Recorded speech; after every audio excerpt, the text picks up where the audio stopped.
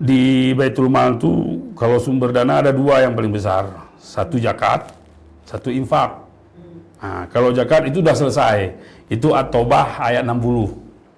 Itu fakir, miskin, mualaf, amil, ibnu sabil, riqab, dan fisabilillah. Nah, itu sudah selesai dan peruntukan dana zakat itu memang untuk mereka yang 8 golongan. Walaupun di fakta sekarang cuma kita realisasikan 7 golongan karena rikap tidak ada.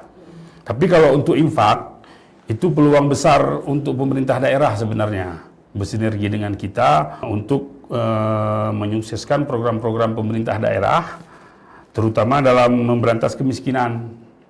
Nah, karena di kita sesuai amanah kanun infak itu bisa diberikan untuk pemberdayaan ekonomi, investasi, kemaslahatan umat.